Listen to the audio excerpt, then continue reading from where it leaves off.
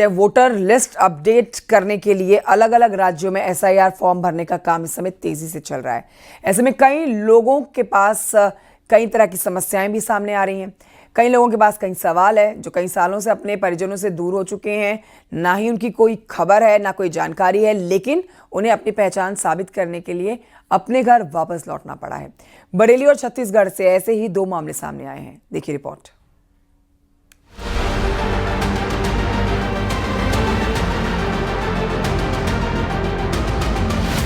SIR ने कराई असली पहचान। सालों बाद अपनों से मिलाया, घर में लौटी खुशियां। अभी कुछ दिन पहले बरेली में एक शख्स 40 साल बाद घर लौटा था। परिजन तो उसे भुला ही चुके थे।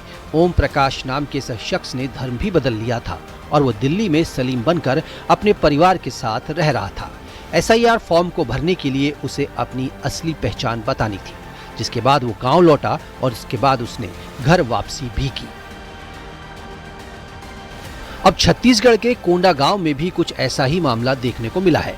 13 साल पहले घर छोड़कर गई बेटी सुनीता वापस लौटी तो उसके परिजनों को अपनी आंखों पर यकीन ही नहीं हुआ। माता पिता ने 13 साल इंतजार में गुजार दिए, लेकिन उनकी बेटी की कोई खबर नहीं मिली। अब तो वो भी उसके आने की उम्मीद छोड़ चुके थे। मतदाता वोटर लिस्ट को अपडेट करने के लिए कई राज्यों में एसआईआर के काम ने तेजी पकड़ रखी है। सुनीता यादव की कहानी में तब मोड़ आया जब उसे एसआईआर के लिए माता पिता के डॉक्यूमेंट की जरूरत पड़ी। इसके बाद वो अपने माता पिता के घर केशकाल आ गई। जैसे ही वो अपने पुराने घर पहुंची, उसके परिजन भी हैरान रह गए।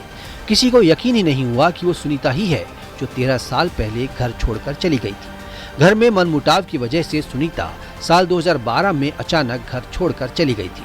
परिजनों ने काफी खोज खबर की, लेकिन उसका सुराग नहीं मिला। इसके बाद थाने में गुमशुदगी की रिपोर्ट भी दर्ज करवाई गई। जब सुनीता ने पुलिस के सामने पहचान और जानकारी दी तो केशकाल थाने में दर्ज पुरानी रिपोर्ट को बंद कर दिया गया। सुनीता शादी करने के बाद अपने परिवार के साथ रायपुर में रह रही थी। वहीं बरेली में पिछले दिनों ओम प्रकाश नाम का ये शख्स 40 साल बाद अपने घर लौटा। वो 15 साल की उम्र में गांव छोड़कर गया था, लेकिन जब लौटा तो सलीम बनकर आया। जैसे ही उसके गांव लौटने की खबर मिली तो ग्रामीण उसके स्वागत के लिए इकट्ठा हो गए। बाकायदा गले में फूलों की माला पहनाकर ढोल नगाड़ों के साथ उसका वेलकम किया गया। गांव दोबारा लौटने की वजह भी बेहद दिलचस्प निकली। अपनी पहचान साबित करने के लिए एसआईआर फॉर्म भरना जरूरी हो गया था।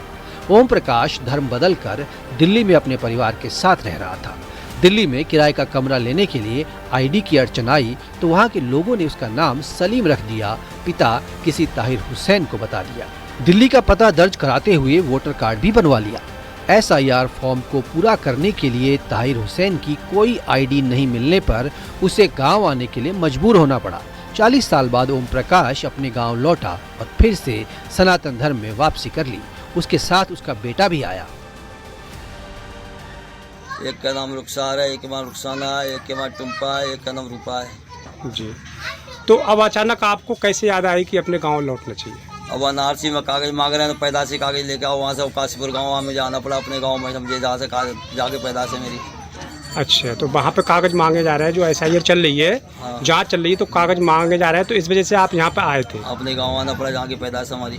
तो आप यहाँ रहोगे या वहीं रहोगे आप? अब हम आईडी यहीं से कराते जाते, अपने गाँव से यहीं रहेंगे गाँव में। जब ये गए थे तब तो उस समय तो हमें कुछ होशोहवास नहीं था जी। मतलब अब तक 37 साल की मेरी आयु हुई है और मुझसे पहले ही मतलब मेरे जन्म से ही पहले से ही मतलब लापता हो गए थे। लेकिन सुनता था मैं इनके बारे में। अच्छा। चर्चाएं गाँव में होती थी कि एक प्रकाश इनके रोशन लाल के भाई थे, वो आज तक मतलब 40 साल पहले चले गए, आज तक लौट कर नहीं है। कल ये अचानक कल गुरुवार का दिन यहाँ बैठे हुए थे, जब पहुँचे तो गाँव में पता लगा, मुझे भी जानकारी हुई। फिर गाँव में पूरी खुशी की लहर। ओम प्रकाश का कहना है कि अब वो बाकी जिंदगी अपनी असली पहचान के साथ ही बिताना चाहता है। अब ताउम्र वो अपने गांव में ही रहने की ख्वाहिश रखता है। Bureau report, news 18।